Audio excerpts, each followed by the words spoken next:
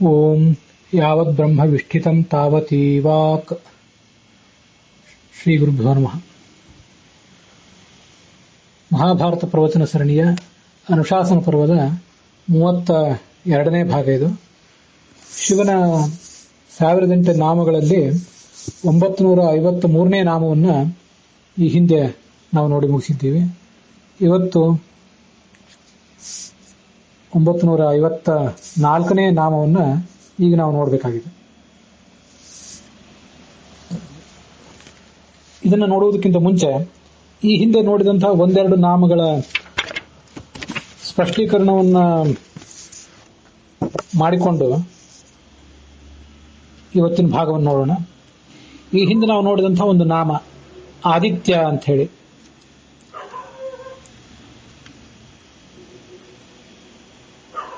ಇದು 93ನೇ ನಾಮ.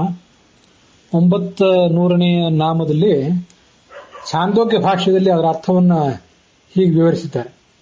ಆದಿತ್ಯ ಸ ತಥಾ ಆದಾನಾತ್.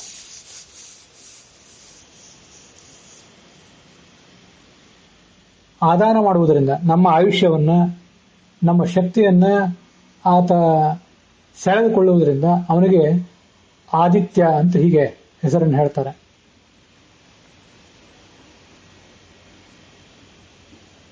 ಮತ್ತೊಂದು ಶಬ್ದ ನಕ್ಷತ್ರ ಸಾಧಕ ಅಂತ ಬಂದಿತ್ತು.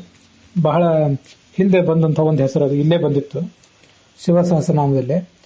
ವಿಷ್ಣು ಸಹಸ್ರನಾಮದಲ್ಲಿ ನಕ್ಷತ್ರಿ ಅಂತ ಹೆಸರು ಕಾಣಿಸ್ತದೆ. ಇದು ಒಂದು ಅಪರೂಪದ ಹೆಸರು. ಹೆಚ್ಚು ಕಡೆ ಇದರ ನಾಮ ನಿರ್ವಚನ ಬಂದಂತೆ ನನಗೆ ನೆನಪಿಲ್ಲ. ಈ ಆದಿತ್ಯ, ಬ್ರಹ್ಮ ಮೊದಲಾದ ಶಬ್ದಗಳ ನಿಷ್ಪತ್ತಿ ಬೇರೆ ಬೇರೆ ಕಡೆ ಒಂದು 2-3 ಕಡೆ ಆದ್ರೂ ಬಂದಿರ್ತದೆ. ನಕ್ಷತ್ರ ಅಂತ ಹೀಗೊಂದು ಹೆಸರು. ಅದಕ್ಕೆ ಅನನ್ಯ ರಾಜ ನಕ್ಷತ್ರಂ ಅಂತ ಛಾಂದೋಗ್ಯ ಭಾಷ್ಯದಲ್ಲಿ 5ನೇ ಅಧ್ಯಾಯದಲ್ಲಿ ವರ್ಣನೆ ಮಾಡಿದ್ದಾರೆ. ಅನನ್ಯ ರಾಜ, ಕ್ಷತ್ರ ಅಂದ್ರೆ ಪಾಲಕ, ತನಗೆ ನಿಯಾಮಕನಾಗಿ ಮತ್ತೊಬ್ಬನಿರುವವನು. ನವಿದ್ಯತೆ ಕ್ಷತ್ರಂ ಯಸ್ಯ ಸಹ ನಕ್ಷತ್ರ ಅಥವಾ ಯಸ್ಯ ತತ್ ನಕ್ಷತ್ರಂ. ಯಾರಿಗೆ ಪಾಲಕನಾಗಿ ಮತ್ತೊಬ್ಬ ಮೇಲಿನವನಿಲ್ಲವೋ ಅವನನ್ನು ನಕ್ಷತ್ರ ಅಂತ ಹೇಳ್ತಾರೆ.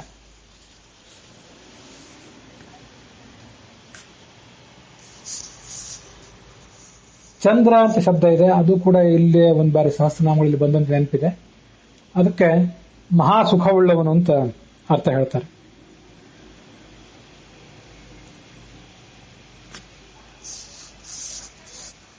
ಸಂವತ್ಸರ ಅಂತ 906ನೇ ನಾಮ ಈಗ ಒಂದು ಬಾರಿ ಬಂದಿತ್ತು. ಅದಕ್ಕೆ ಸಂವತ್ಸರೋ ವಾಸನಾಚ್ಯ, ಭಕ್ತರಿಗೆ ಒಳ್ಳೆಯ ಆಶ್ರಯವನ್ನು ಕೊಟ್ಟು ವಾಸಯತಿ ರಮಯತಿ ಚ ಸ ಆಕಾಶ ಪ್ರಕಾಶನಾತ್. ಭಕ್ತರಿಗೆ ಒಳ್ಳೆಯ ಆಶ್ರಯವನ್ನು ಕೊಟ್ಟು ತಾನೂ ಕೂಡ ಸಂತೋಷಪಟ್ಟು ಅವರನ್ನ ಸಂತೋಷಪಡಿಸುವವನಾದ್ರಿಂದ ಅವನಿಗೆ ಸಂವತ್ಸರ ಅನ್ನೋ ಹೆಸರಿನಿಂದ ಕರೀತಾರೆ. ಅದು ಈ ಹಿಂದೆ ಬಂದಂತಹ ಒಂದು ಶಬ್ದ.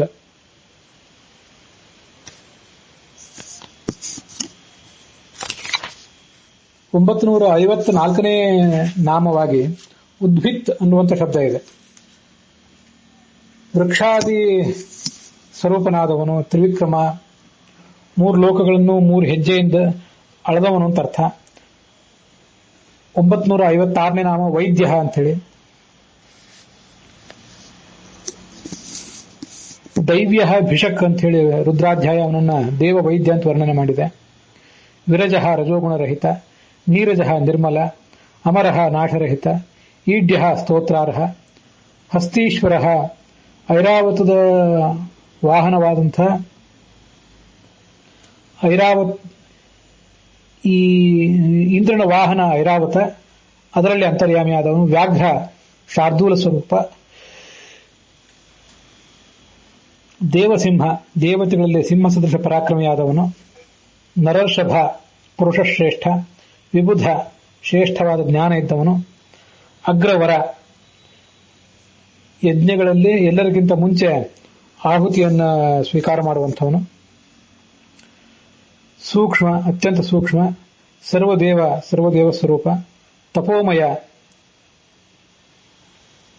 ತಪಸ್ವರೂಪನಾದವನು. ತಪೋಮಯ ಅಂತ ಶಿವನನ್ನ ನಾವು ನೋಡುವಾಗ ಹಿರಣ್ಯನಾಭ ಸುತಪಾಹ ಅಂತ ವಿಷ್ಣು ಸಹಸ್ರನಾಮದಲ್ಲಿ ಸುತಪಾಹ ಅನ್ನುವ ಶಬ್ದ ಏನಿದೆ ಅದನ್ನು ಕೂಡ ನಾವು ನೆನಪು ಮಾಡ್ಕೊಳ್ಬೇಕು. ಸುತಪಾಹ ಅಂದ್ರೆ ಶ್ರೇಷ್ಠವಾದ ತಪಸ್ಸುಳ್ಳವನು. ತಪೋಮಯ ಅಂದ್ರೆ ತಪಸ್ಸಿನ ಸ್ವರೂಪವಾದವನು. ಭಗವಂತ ಜ್ಞಾನ ಸ್ವರೂಪ ಅಂತ ಹೀಗರ್ಥ. ಪಶ್ಚಿಮೇ ತಪಸೋ ವೀರ್ಯಂ ಸತ್ಯಸ್ಯ ಚ ನರಾಧಮ ಅಂತ ಕೃಷ್ಣ ಅಶ್ವತ್ಥಾಮ ಪಾಂಡವರ ವಂಶವನ್ನ ನಷ್ಟವನ್ನಾಗಿ ಮಾಡಿಬಿಡಬೇಕು ಅಂತ ಪ್ರಯತ್ನಿಸಿದಾಗ ಅವನನ್ನು ಕುರಿತು ಹೇಳಿದಂಥ ಒಂದು ಮಾತದು. ನನ್ನ ತಪಸ್ಸು ಎಷ್ಟು, ನನ್ನದು ಶಕ್ತಿ ಎಂಥದ್ದು ಎಷ್ಟು ಅನ್ನೋದನ್ನು ನೋಡು ಅಂತ ಕೃಷ್ಣ ಹೇಳ್ತಾನೆ. ಭಗವಂತ ಮಾಡುವ ತಪಸ್ಸು ಅಂದ್ರೆ ಎಂಥದ್ದು? ಯಾವುದೋ ನಿರ್ದಿಷ್ಟವಾದ ಸಿದ್ಧಿಯನ್ನು ಅಪೇಕ್ಷಿಸಿ ಮಾಡುವಂಥ ತಪಸ್ಸಲ್ಲ. ತಪ ಆಲೋಚನೆ, ಅವನ ಜ್ಞಾನ ಸ್ವರೂಪವಾದ ತಪಸ್ಸದು ಅಂತ ಅದರ ತಾತ್ಪರ್ಯ. ಭಾಗವತದಲ್ಲಿ 6ನೇ ಸ್ಕಂದದ 4ನೇ ಅಧ್ಯಾಯದ 46ನೇ ಶ್ಲೋಕ ಒಂದ್ ಕಡೆ ಹೀಗಿದೆ: ತಪೋಮೇ ಹೃದಯ ಬ್ರಹ್ಮ ತನುರ್ವಿದ್ಯಾ ಕ್ರಿಯಾ ಕೃತಿ. ತಪಸ್ಸಿಗೆ ಅಭಿಮಾನಿಯಾದ ಶಿವ ನನ್ನ ಹೃದಯದಿಂದ ಹುಟ್ಟಿ ಬಂದವನು, ಆದ್ದರಿಂದ ತಪಸ್ಸು ನನಗೆ ಬಹಳ ಪ್ರಿಯವಾದದ್ದು. ವಿದ್ಯಾಭಿಮಾನಿನಿ ಉಮಾ ನನ್ನ ಶರೀರದಿಂದ ಹುಟ್ಟಿ ಬಂದಿದ್ದಾಳೆ ಅಂತ ಭಗವಂತ ದಕ್ಷನನ್ನ ಕುರಿತು ಹೇಳುವಂತಹ ಒಂದು ಮಾತು. ಅಲ್ಲಿ ಶಬ್ದ ಅಲ್ಲಿ ಒಂದು ಭಾಗವತ ತಾತ್ಪರ್ಯದಲ್ಲಿ ಒಂದು ಪುರಾಣದ ಮಾತನ್ನು ಆಚಾರ್ಯರು ಉದ್ಧರಿಸಿ, ತಪೋಭಿಮಾನಿ ರುದ್ರಸ್ತು ವಿಷ್ಣು ಹೃದಯಮಾಶ್ರಿತ. ತಪಸ್ಸಿಗೆ ಅಭಿಮಾನಿಯಾದ ರುದ್ರ ಭಗವಂತನ ಹೃದಯದಲ್ಲಿದ್ದಾನೆ. ವಿದ್ಯಾರೂಪ ತಥೈವೋಮ ವಿಷ್ಣುಸ್ತನು ಉಪಾಶ್ರಿತ. ವಿದ್ಯಾರೂಪಳಾದ ಉಮಾ ಭಗವಂತನ ಶರೀರದಲ್ಲಿದ್ದಾಳೆ ಅಂತ ವರ್ಣನೆ ಇದೆ. ಈ ಕಾರಣದಿಂದ ಅವನು ತಪೋಮಯ ಅಂತ ನಾವು ತಿಳ್ಕೊಳ್ಬೇಕಾಗಿದೆ.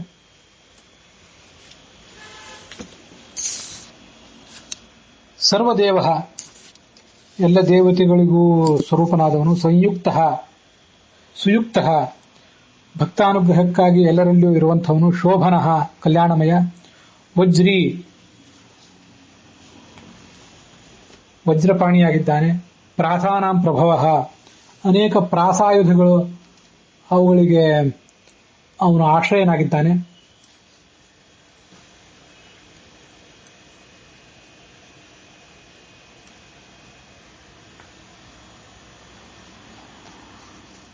ವಜ್ರಿ ಅಂತ ಕೆಲವು ಕಡೆ ಪಾಠ ಇದ್ರೆ, ಇನ್ನು ಕೆಲವು ಕಡೆ ವಜ್ರ ಅಂತಾನೆ ಪಾಠ ಇದೆ. ಈಶಾನಃ ಪ್ರಭುರವ್ಯಯ. ಪ್ರಾಸಾನಾಂ ಪ್ರಭು ಅಂತ ನೋಡಿದ್ರು ಈಶಾನಃ ಪ್ರಭು ಅವ್ಯಯ. ಈಶಾನ ಅಂದ್ರೆ ಒಡೆಯ, ಪ್ರಭು ಅಂದ್ರೂ ಒಡೆಯ, ಅವ್ಯಯ ಅಂದ್ರೆ ನಾಶರಹಿತ. ಗುಹ ಮುಂದಿನ ಶಬ್ದ. ಗುರು ಅಂತ ಕೆಲವು ಕಡೆ ಪಾಠಾಂತರ ಇದೆ. ಗುಹ ಅಂದ್ರೆ ಕಾರ್ತಿಕೇಯ ಸ್ವರೂಪನಾದವನು. ಕಾಂತ ಅಂದ್ರೆ ಕಮನೀಯವಾದ ಸೌಂದರ್ಯ ಇದ್ದವನು. ನಿಜ ಸರ್ಗ, ತನ್ನ ಸೃಷ್ಟಿಯಿಂದ ತಾನು ಅಭಿನ್ನನಾದವನು, ಸೃಷ್ಟಿಯನ್ನು ತನ್ನ ಅಧೀನವಾಗಿ ಇಟ್ಕೊಂಡವನು ಅಂತ ಅರ್ಥ. ಪವಿತ್ರ ಅಂದ್ರೆ ಪರಮ ಪವಿತ್ರ. ಸರ್ವ ಪಾವನಃ, ಎಲ್ಲರನ್ನೂ ಪವಿತ್ರವನ್ನಾಗಿ ಮಾಡುವಂಥವನು. ಶೃಂಗಿ, ವೃಷಭಾದಿ ರೂಪನಾದವನು. ಶೃಂಗಪ್ರಿಯ, ಪರ್ವತ ಶಿಖರಗಳಲ್ಲಿ ವಾಸ ಮಾಡುವಂಥವನು. ಬಭ್ರುಹು, ವಿಷ್ಣು ಸ್ವರೂಪ. ರಾಜರಾಜ, ಕುಬೇರನಲ್ಲಿ ಅಂತರ್ಯಾಮಿಯಾದವನು. ನಿರಾಮಯ, ರೋಗರಹಿತ. ಅಭಿರಾಮ, ಆನಂದದಾಯಕ. ಸುರಗಣ, ದೇವತಾಗಣ ಸ್ವರೂಪ. ವಿರಾಮ, ಎಲ್ಲರಿಗೂ ಕೂಡ ವಿಶ್ರಾಂತಿಯನ್ನ, ಪ್ರಳಯ ಕಾಲದಲ್ಲಿ ವಿಶ್ರಾಂತಿಯನ್ನು ಕೊಡುವಂಥವನು. ಸರ್ವ ಸಾಧನ, ಎಲ್ಲ ವಿಧವಾದ ಸಾಧನಗಳಿಂದಲೂ ಗಮ್ಯನಾದವನು. ಲಲಾಟಾಕ್ಷ, ಹಣೆಗಣ್ಣನಾದವನು. ವಿಶ್ವದೇವ, ಸಂಪೂರ್ಣ ವಿಶ್ವದ ಮೂಲಕವಾಗಿ ವಿಹರಿಸುವವನು, ಎಲ್ಲ ಕಡೆ ಇರುವಂಥವನು. ಹರಿಣ, ಮೃಗಸ್ವರೂಪ.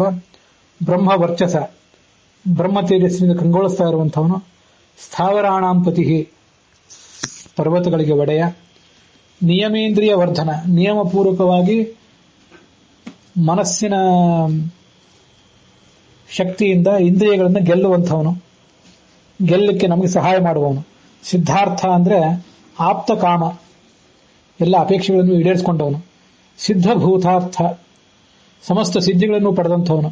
ಅಚಿಂತ್ಯ, ಮನಸ್ಸಿನಿಂದ ಗುರುತಿಸಲಿಕ್ಕೆ ಅಶಕ್ಯನಾದವನು. ಸತ್ಯವ್ರತ, ಸತ್ಯ ಪ್ರತಿಜ್ಞೆ ಅಂತ ಅರ್ಥ. ಶುಚಿ ಅಂದ್ರೆ ಅತ್ಯಂತ ಶುದ್ಧನಾದವನು.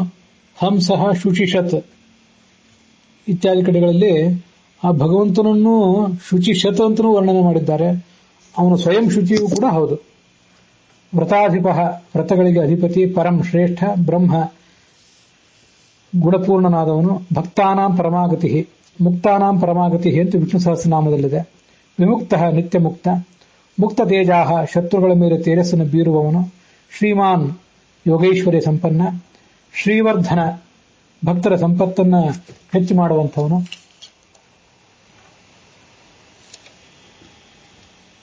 ಜಗತ್, ಜಗತ್ ಸ್ವರೂಪನಾದವನು. ಅಲ್ಲಿಗೆ 108 ನಾಮಗಳು ಮುಕ್ತಾಯ ಕಂಡಿವೆ.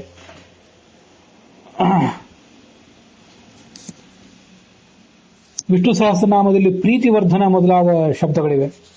ಪ್ರೀತಿವರ್ಧನ, ಶ್ರೀವರ್ಧನ ಮೊದಲಾದ ಶಬ್ದಗಳು ಕೂಡ ಗಂಡು ಶಿಶುಗಳಿಗೆ ಇಡ್ಲಿಕ್ಕೆ ತುಂಬಾ ಸುಂದರವಾದಂತಹ ಕೆಲವು ಹೆಸರುಗಳು.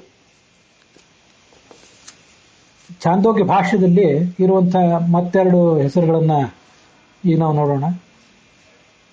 ಇಲ್ಲಿ ಅವು ನೇರವಾಗಿ ಬರಲಿಲ್ಲ ಸಹಸ್ರನಾಮದಲ್ಲಿ. ಶಿವ ಉಪಸ್ಥ ತತ್ವಕ್ಕೆ ಅಭಿಮಾನಿಯಾಗಿದ್ದಾನೆ. ನಾವು ಹಿಂದೆ ನೋಡಿದ್ದೀವಿ. ಉಪಸ್ಥ ಸ ಶಿವೋ ಮನು, ಲಿಂಗಕ್ಕೂ ಅಭಿಮಾನಿ, ಉಪಸ್ಥಕ್ಕೂ ಅವನೇ ಅಭಿಮಾನಿ. ಉಪಸ್ಥಿತೇ ಉಪಸ್ಥ ಸಹ ಅಂತ ಛಾಂದೋಗ್ಯ ಭಾಷ್ಯದ 5ನೇ ಅಧ್ಯಾಯದಲ್ಲಿ ಹೇಳ್ತಾರೆ. ಸದಾ ಸಮೀಪದಲ್ಲೇ ಇರುವುದರಿಂದ, ನಮಗೆ ರಕ್ಷಕನಾಗಿರುವುದರಿಂದ ಅವನು ಉಪಸ್ಥ. ಯೋನಿರ್ ಯುನಪ್ತಿ ಯಸ್ಮಾತ್ ಸಹ, ಅವನಿಗೆ ಯೋನಿ ಶಬ್ದ ವಾಚ್ಯತ್ವವೂ ಇದೆ. ಕಾರಣ ಏನೆಂದರೆ ಸ್ತ್ರೀ ಪುರುಷರನ್ನ ಒಟ್ಟಿಗೆ ಸೇರಿಸುವುದರಿಂದ. ಹೀಗೆ ಯೋನಿ ಶಬ್ದ ವಾಚ್ಯನಾಗಿದ್ದಾನೆ. ಲಿಂಗ ಶಬ್ದ ವಾಚ್ಯನೂ ಕೂಡ ಆಗಿದ್ದಾನೆ. ಲಿಗಿ ಗತವು, ಎಲ್ಲವನ್ನೂ ತಿಳಿದುಕೊಳ್ಳುವವನಾದ್ರಿಂದ ಈ ಜಗತ್ತು ಯಾವುದರಿಂದ ವ್ಯಕ್ತವಾಗಿದೆಯೋ, ಈ ಪರಮೇಶ್ವರನಿಂದಲೇ ಜಗತ್ತು ವ್ಯಕ್ತವಾಗಿರುವುದರಿಂದ ಇವನಿಗೆ ಲಿಂಗ ಅನ್ನೋ ಶಬ್ದ ವಾಚ್ಯತ್ವವು ಕೂಡ ಇದೆ.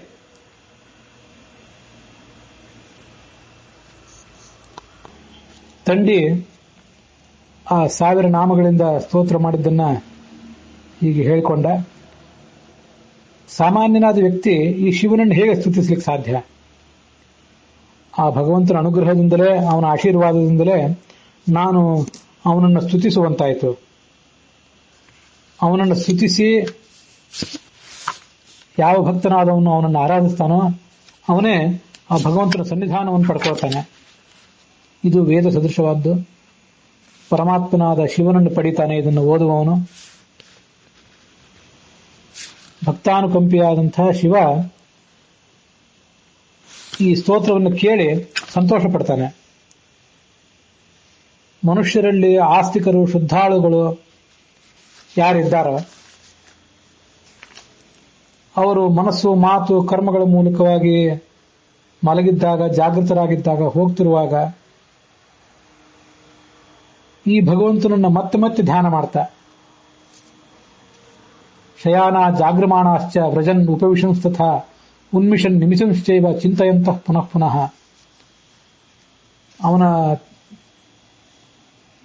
ಮಹಿಮೆಯನ್ನ ಕೊಂಡಾಡ್ತಾ ಇದ್ದರೆ ಅವರು ಪುಣ್ಯಭಾಗಿಗಳಾಗ್ತಾರೆ.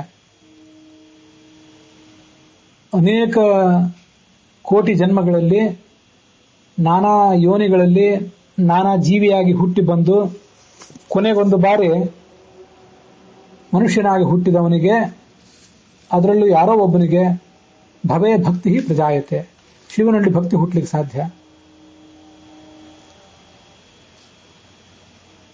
ನಿರ್ವಿಘ್ನವಾದ ಈ ಭಕ್ತಿ, ಶಿವನಲ್ಲಿ ಭಕ್ತಿ ದೇವತೆಗಳಲ್ಲೂ ಕಾಣಿಸೋದಿಲ್ಲ. ಇದು ಮನುಷ್ಯರಲ್ಲಂತೂ ಇಲ್ಲವೇ ಇಲ್ಲ. ಏತದ್ ದೇವೇಶು ದುಷ್ಪ್ರಾಪಂ ಮನುಷ್ಯೇಶು ನ ಲಭ್ಯತೆ. ಭಗವದ್ಗೀತಾದಲ್ಲಿ ಒಂದು ಮಾತು ಬಂದಿದೆ, ವಾಸುದೇವ ಸರ್ವಮಿತಿ ಸಮಹಾತ್ಮ ಸುದುರ್ಲಭ. ಭಗವಂತ ಎಲ್ಲ ಕಡೆ ಅಂತರ್ಯಾಮಿಯಾಗಿದ್ದಾನೆ ಅಂತ ತಿಳಿದ ವ್ಯಕ್ತಿ ಬಹಳ ದುರ್ಲಭ ಅಂತೇಳಿ. ಅಂಥದೇ ಮಾತಿದು ಕೂಡ. ಮನುಷ್ಯರಿಗೆ ಆ ಭಗವಂತನ ಅನುಗ್ರಹದಿಂದಲೇ ಅವನಲ್ಲಿ ಭಕ್ತಿ ಭಾವ ಬರಬೇಕು. ಅದರಿಂದಲೇ ಸಿದ್ಧಿ. ಸಂಸಾರ ಸಾಗರದಿಂದ ಅಂಥವರನ್ನ ಆ ಶಿವ ಉದ್ಧರಿಸ್ತಾನೆ.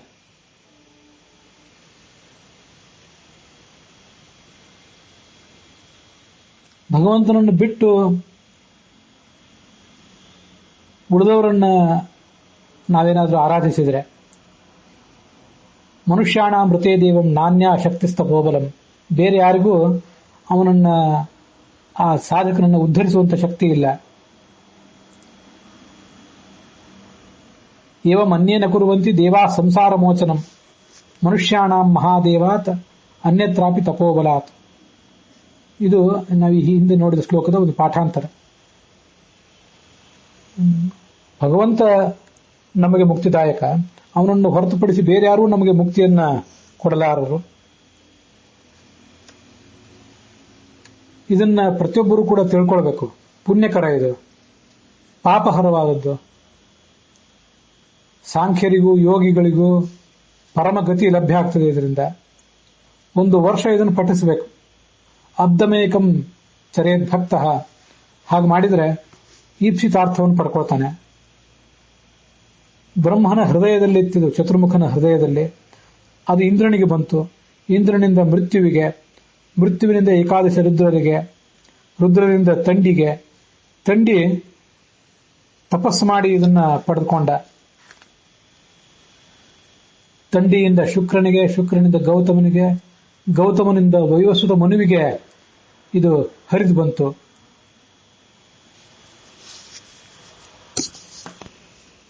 ವೈವಸ್ವತ ಮನು ಇದನ್ನ ನಾರಾಯಣ ಎಂಬ ಹೆಸರಿನ ಸಾಧ್ಯ ದೇವತೆಗೆ ಉಪದೇಶ ಮಾಡಿದ ಅಂತಿದೆ. ನಾರಾಯಣನ ಭಕ್ತನಾದಂತಹ ಸಾಧ್ಯ ದೇವತೆಗೆ ಇದನ್ನು ಉಪದೇಶಿಸಿದ. ಮುಂದೆ ಅದು ಯಮನಿಗೆ ಇಳಿದು ಬಂತು. ಯಮಾಯ ಪ್ರಾಹ ಭಗವಾನ್ ಸಾಧ್ಯ ನಾರಾಯಣೋಚ್ಯುತ. ಹಿಂದೆ ಮೃತ್ಯು ಅಂತ ಬಂತಲ್ಲ, ಅದನ್ನು ಯಮನ ಸಹೋದರನಾದಂತಹ ಮತ್ತೊಬ್ಬ ದೇವತೆ ಅಂತ ನಾವು ತಿಳ್ಕೊಳ್ಬಹುದು. ಅಥವಾ ಇಂದ್ರನಿಂದ ಕೆಳಗೆ ಬರುವಂತಹ ಮೃತ್ಯು ಅಂದ್ರೆ ಇನ್ನೂ ಬೇರೆ ಬೇರೆ ದೇವತೆಗಳು ಇದ್ದಾರೆ.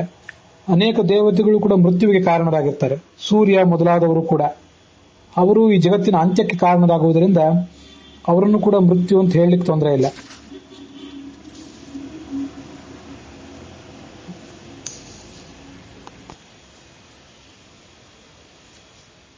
ಯಮ ಇದನ್ನು ನಚಿಕೇತನಿಗೆ ಉಪದೇಶ ಮಾಡಿದ. ನಚಿಕೇತನಿಗೆ ಕಾಟಕೋಪನಿಷತ್ನಲ್ಲಿ ಉಪದೇಶ ಮಾಡಿದಂತಹ ಅನೇಕ ವಿದ್ಯೆಗಳ ಬಗ್ಗೆ ನಮಗೆ ಗೊತ್ತಿದೆ. ಈ ಸ್ತೋತ್ರವನ್ನು ಉಪದೇಶ ಮಾಡಿದಂತಹ ಒಂದು ವಿಶಿಷ್ಟವಾದ ಭಾಗ ಇದು. ನಚಿಕೇತ ಮಾರ್ಕಂಡೇಯನಿಗೆ, ಮಾರ್ಕಂಡೇಯನಿಂದ ನನಗೆ ಬಂದಿತ್ತು. ಉಪಮನ್ಯು ಈ ಕಥೆಯನ್ನೆಲ್ಲ ಹೇಳ್ತಿದ್ದಾನೆ. ಈ ಶಿವಸಹಸ್ರನಾಮವನ್ನ ನಿನಗೆ ನಾನೇ ಈಗ ಹೇಳ್ತಾ ಇದ್ದೇನೆ. ಸ್ವರ್ಗಪ್ರಾಪಕವಾದದ್ದು, ಆರೋಗ್ಯ, ಐಶ್ವರ್ಯ ಮೊದಲಾದನ್ನು ಕೊಡುವಂಥದ್ದು, ದೇವ ದಾನವ ಯಕ್ಷ ರಾಕ್ಷಸರಿಗೆಲ್ಲ ಪರಿಹಾರಕವಾದದ್ದು. ಇದನ್ನ ಪಠನ ಮಾಡುವವನು ಅಶ್ವಮೇಧ ಯಾಗ ಮಾಡಿದ ಫಲವನ್ನು ಪಡ್ಕೊಳ್ತಾನೆ.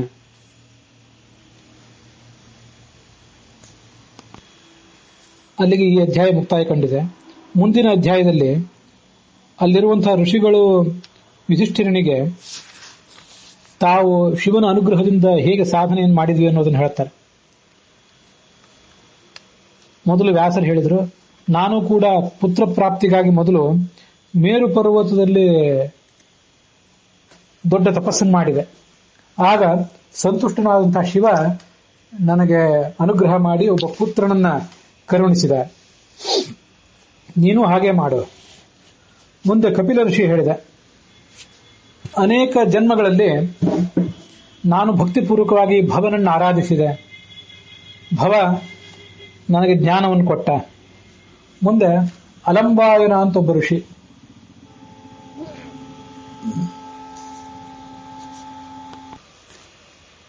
ಅವನು ತನ್ನ ಅನುಭವವನ್ನು ಯುಧಿಷ್ಠಿರನಿಗೆ ಹೇಳಿದ. ಗೋಕರ್ಣ ಕ್ಷೇತ್ರಕ್ಕೆ ಹೋಗಿ ದೀರ್ಘಕಾಲದ ತಪಸ್ಸು ಮಾಡಿದೆ ನಾನು. ಮಯಾ ಗೋಕರ್ಣ ಮಾಸಾಧ್ಯ ತಪಸ್ತತ್ವ ಶತಂ ಸಮಾಹ. ನನಗಲ್ಲಿ ಶಿವನ ಅನುಗ್ರಹದಿಂದ 1,00,000 ವರ್ಷ ಆಯುಷ್ಯ ಇರುವಂತಹ 100 ಜನ ಮಕ್ಕಳು ಜನಿಸಿದರು. ಲಬ್ಧಂ ಪುತ್ರ ಶತಂ ಶರ್ವಾತ್ ಶತವರ್ಷ ಸಹಸ್ರಿಣಾಂ ಮುಂದೆ ವಾಲ್ಮೀಕಿ ಯುಧಿಷ್ಠಿರನಿಗೆ ತನ್ನ ಅಭಿಪ್ರಾಯ ಹೇಳಿದ. ಹಿಂದೊಮ್ಮೆ ನಾನು ಕೆಲವು ಮುನಿಗಳ ಜೊತೆಗೆ ಒಂದು ವಾದ ವಿವಾದದಲ್ಲಿ ತೊಡಗಿದ್ದೆ. ಯಾವುದೋ ಒಂದು ಪ್ರಸಂಗದಲ್ಲಿ ಮುನಿಗಳಿಗೆ ಕೋಪ ಬಂದು ನನಗೆ ಬ್ರಹ್ಮಹತ್ಯೆ ಬರಲಿ ಅಂತ ಅವರು ಶಾಪ ಕೊಟ್ಟುಬಿಟ್ರು. ನಾನಾಗ ಶಿವನನ್ನು ಶರಣ ಹೋದೆ. ಅವನ ಅನುಗ್ರಹದಿಂದ ನಾನು ಬ್ರಹ್ಮಹತ್ಯೆಯ ದೋಷವನ್ನ ಪರಿಹರಿಸಿಕೊಂಡೆ.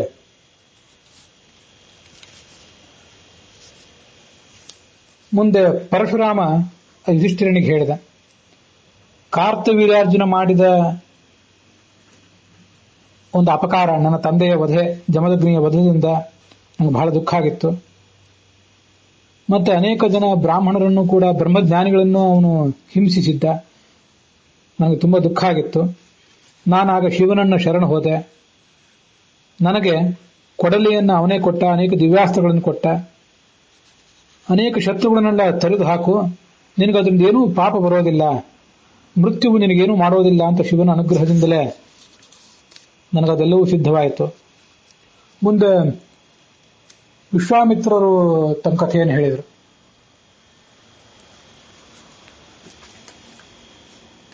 ನಾನು ಹುಟ್ಟ ಕ್ಷತ್ರಿಯನಾಗಿದ್ದೆ, ಬ್ರಾಹ್ಮಣನಾಗಬೇಕು ಅನ್ನುವಂಥ ಒಂದು ಸಂಕಲ್ಪವನ್ನು ಇಟ್ಕೊಂಡು ಶಿವನನ್ನು ನಾನು ಆರಾಧಿಸಿದೆ. ಅವನಿಂದಲೇ ನನಗೆ ಬ್ರಾಹ್ಮಣ್ಯ ಬಂತು.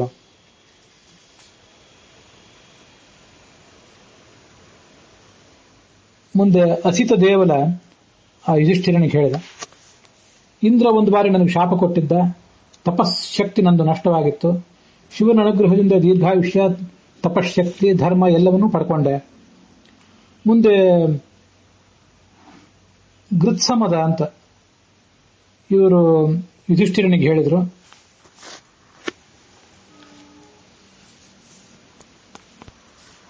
ಚಾಕ್ಷುಷ ಮನುವಿನ ಮಗ ವರಿಷ್ಠ ಅಂತ ಒಬ್ಬ, ಅವನ ಹೆಸರನ್ನು ವಸಿಷ್ಠ ಅಂತ ಕೂಡ ಕೆಲವು ಪಾಠಗಳಲ್ಲಿ ಹೇಳಿದ್ದಾರೆ. ವರಿಷ್ಠ ಅಂತಾನೆ ಇದ್ದಿರಬೇಕು ಅಂತ ಕಾಣಿಸ್ತದೆ, ಅದನ್ನು ತೀರ್ಮಾನಿಸುವುದು ಕಷ್ಟ. ವಸಿಷ್ಠ ಅಂತ ಹೆಸರಿನ ಕ್ಷತ್ರಿಯನೂ ಒಬ್ಬ ಇರಬಾರದಂತೇನಿಲ್ಲ.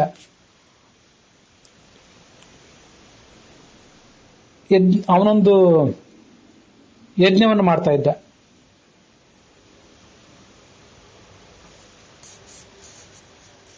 ಆ ಯಜ್ಞ ಮಾಡುವಾಗ ನಾನು ಸಾಮಗಾನ ಮಾಡ್ತಾ ಇದ್ದೆ. ಆಗ ವರಿಷ್ಠ ನನಗೆ ಹೇಳಿದ, ನೀನು ಮಾಡ್ತಿರುವ ಸಾಮಗಾನ ಸರಿ ಇಲ್ಲ, ವಿಚಾರ ಮಾಡು. ನೀನು ಮಾಡಿದ ಈ ಸಾಮಗಾನದಿಂದ ಈ ಯಜ್ಞವೇ ನಿಷ್ಫಲ ಆಗಿಬಿಟ್ಟಿದೆ. ಇದರ ಕಾರಣದಿಂದ ನೀನು ಒಂದು ನಿರ್ಜನವಾದಂತಹ ಅರಣ್ಯದಲ್ಲಿ ಪ್ರಾಣಿಯಾಗಿ ಹುಟ್ಟಿಬಿಡುವಂತ ಶಾಪ ಕೊಟ್ಟಿದ್ದ. ನಾನು ದುಃಖಿತನಾಗಿ ಆ ಮೃಗವಾಗಿ ಇದ್ದೇ ಶಿವನನ್ನು ಶರಣ ಹೋದೆ. ಶಿವ ನನಗೆ ಅನುಗ್ರಹ ಮಾಡಿದ.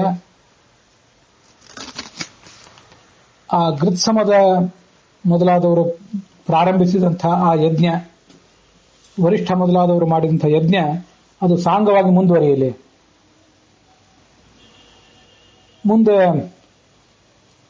ಕೃಷ್ಣ ಮತ್ತೆ ಈ ಯುಧಿಷ್ಠಿರನಿಗೆ ಹೇಳಿದ, ನಾನು ನನ್ನ ತಪಸ್ಸಿನಿಂದ ಶಿವನನ್ನು ಸಂತುಷ್ಟನನ್ನಾಗಿ ಮಾಡಿದೆ. ಅವನು ನನಗೂ ಕೂಡ ಹೀಗೆ ಆಶೀರ್ವಾದ ಮಾಡಿದ್ದ. ಜಗತ್ತಿನ ಎಲ್ಲಾ ವಸ್ತುಗಳಿಗಿಂತಲೂ ನೀನು ನನಗೆ ಅತ್ಯಂತ ಪ್ರಿಯ. ಅನೇಕ ವರಗಳನ್ನ ಹಿಂದೆ ಕೊಟ್ಟಿದ್ದಾನೆ ನನಗವನು, ಆಶೀರ್ವಾದವನ್ನು ಮಾಡಿದ್ದಾನೆ. ಕೃಷ್ಣನೇ ನಿನಗೆ ಮಂಗಳ ಆಗಲಿ, ನಿನ್ನ ಅಪೇಕ್ಷಿತವಾದ ವರವನ್ನು ಕೇಳು ಅಂತ ಕೇಳಿದೆ. ನಿನ್ನಲ್ಲಿ ಭಕ್ತಿ ಇರಲಿ ಅಂತ ನಾನು ಕೇಳಿದೆ. ಶಿವ ಹಾಗೆ ಆಗಲಿ ಅಂತ ನನಗೆ ವರವನ್ನು ಕೊಟ್ಟ. ಮುಂದೆ ಜೈಗೀಶವ್ಯ ತನ್ನ ಅನುಭವವನ್ನು ಹೇಳಿದರು. ಕಾಶಿಯಲ್ಲಿ ನಾನು ಮಾಡಿದ ತಪಸ್ಸಿಗೆ ಪ್ರೀತನಾದ ಶಿವ ನನಗೆ ಅಣಿಮಾದಿ ಸಿದ್ಧಿಗಳನ್ನು ಕರುಣಿಸಿದ. ಮುಂದೆ ಗರ್ಗರ್ ಹೇಳಿದರು, ಸರಸ್ವತಿ ನದಿಯ ತೀರದಲ್ಲಿ ನನ್ನ ಯಜ್ಞದಿಂದ ಪ್ರೀತನಾದಂತಹ ಶಿವ ನನಗೆ 1,000 ಮಕ್ಕಳನ್ನ ಕೊಟ್ಟ, ಅದ್ಭುತವಾದ ಜ್ಞಾನವನ್ನು ಕೊಟ್ಟ. ಮುಂದೆ ಪರಾಶರರು ಶಿವನಿಗೆ ಹೇಳಿದರು, ಈ ಯುಧಿಷ್ಠಿರನಿಗೆ ಹೇಳಿದರು, ನಾನು ಮಹಾದೇವನನ್ನ ಪ್ರಸನ್ನಗೊಳಿಸಲಿಕ್ಕಾಗಿ ದೀರ್ಘವಾದ ತಪಸ್ಸು ಮಾಡಿದೆ. ಶ್ರೇಷ್ಠನಾದ ಮಗ ಬೇಕು ಅಂತ ನನಗೆ ಅಪೇಕ್ಷೆ ಇತ್ತು. ಆಗ ಶಿವ ನನಗೆ ಹೇಳಿದ, ಫಲಾತ್ ಕೃಷ್ಣೋ ಭವಿಷ್ಯತಿ, ನನ್ನಲ್ಲಿ ನೀನು ಮಾಡಿದ ತಪಸ್ಸಿನ ಫಲವಾಗಿ ನಿನಗೆ ಕೃಷ್ಣ ಎಂಬ ಹೆಸರಿನ, ಕೃಷ್ಣದ್ವೈಪಾಯನ ಎಂಬ ಹೆಸರಿನ ಈ ಮಗನೇ ಹುಟ್ಟುತ್ತಾನೆ ಅಂತ ಆಶೀರ್ವಾದ ಮಾಡಿದ.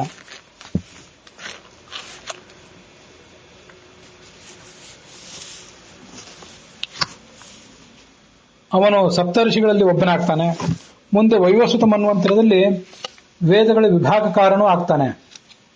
ಜಗತ್ತಿಗೆ ಹಿತೈಷಿ ಕೌರವ ವಂಶದ ಪ್ರವರ್ತಕ, ಪುರಾಣಕರ್ತನೂ ಕೂಡ ಆಗ್ತಾನೆ. ಇದು ಪರಾಶರರು ಹೇಳಿದಂತಹ ಶಿವನ ಮಹಿಮ. ಮುಂದೆ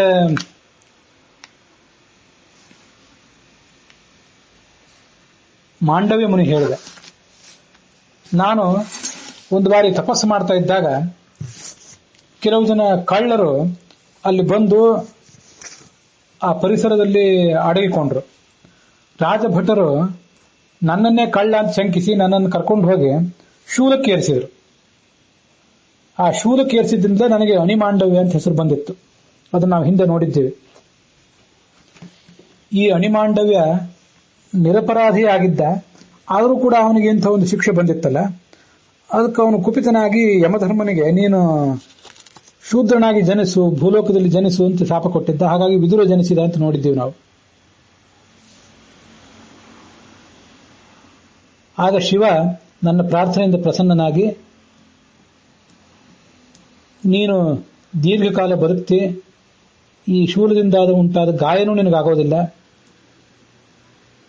ನಿನ್ನ ಶರೀರ ಧರ್ಮದ 4ನೇ ಒಂದು ಭಾಗದಿಂದ ನಿರ್ಮಿತವಾಗಿದೆ, ಮಹಾಧರ್ಮಾತ್ಮನಾಗ್ತಿ,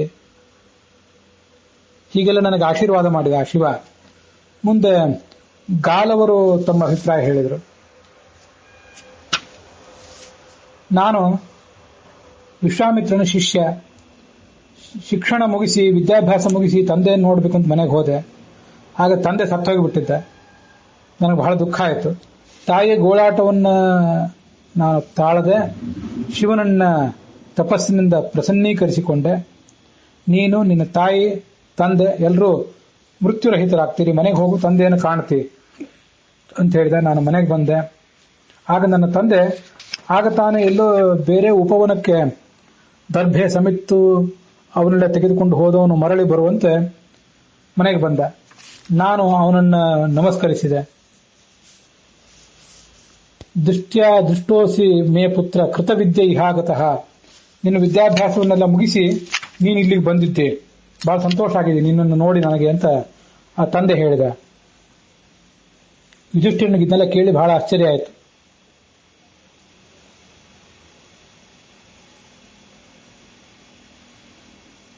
ಮುಂದೆ ಕೃಷ್ಣ ಈ ಮಾತನ್ನು ಹೇಳಿದ.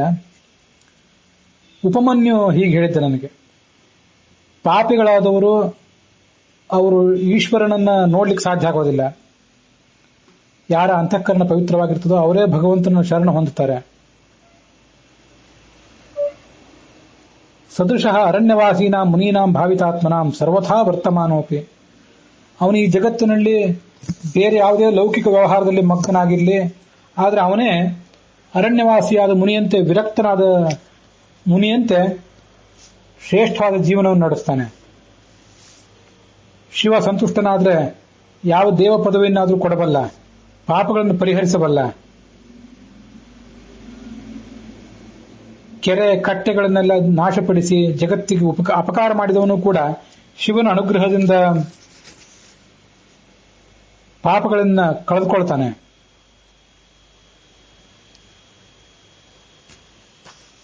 ಕೀಟ, ಪಕ್ಷಿ, ಪತಂಗ ಯಾವುದೇ ಜನ್ಮದಲ್ಲಿದ್ರೂ ಕೂಡ ಅವುಗಳಿಗೆ ಯಾವುದೇ ಭಯ ಇರೋದಿಲ್ಲ ಪರಮಾತ್ಮನ ಅನುಗ್ರಹದಿಂದ. ಸಂಸಾರಕ್ಕೆ ಅವರೆಂದೂ ಅಧೀನರಾಗೋದಿಲ್ಲ. ಇತಿ ಮೇ ನಿಶ್ಚಿತಾಮತಿ. ಉಪಮನ್ಯು ಹೇಳಿದ ಮಹಾತ್ಮೆ ಇದು, ಶಿವನ ಮಹಾತ್ಮೆ. ಅದನ್ನ ತಾನೂ ಕೂಡ ಕೃಷ್ಣ ಯುಧಿಷ್ಠಿರನಿಗೆ ಹೇಳಿ, ಸೂರ್ಯ, ಚಂದ್ರ, ವಾಯು, ಓಂಕಾರ, ಸ್ವಾಹ, ವಷಟ್ಕಾರ, ಗೋವುಗಳು, ಸೋಮಪರು, ಎಲ್ಲ ದೇವತೆಗಳು,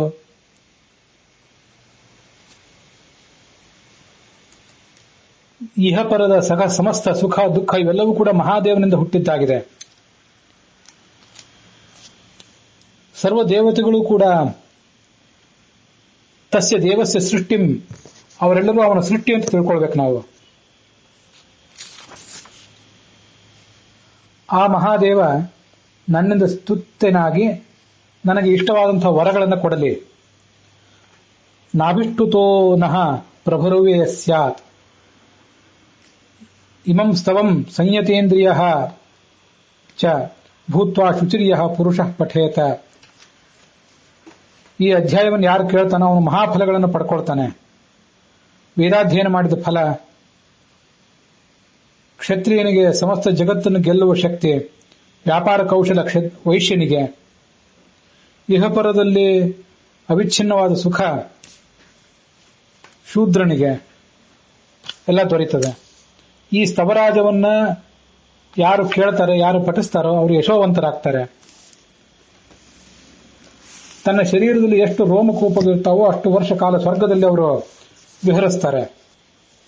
ಅಲ್ಲಿಗೆ ಈ ಪ್ರಸ್ತುತವಾದಂತಹ ಶಿವನ ಸ್ತೋತ್ರ ರೂಪವಾದಂತಹ ಅಧ್ಯಾಯ ಅದು ಇಲ್ಲಿಗೆ ಮುಗಿದಿದೆ. ಇವತ್ತಿನ ಭಾಗವೂ ಕೂಡ ಸಮಾಪ್ತವಾಗಿದೆ.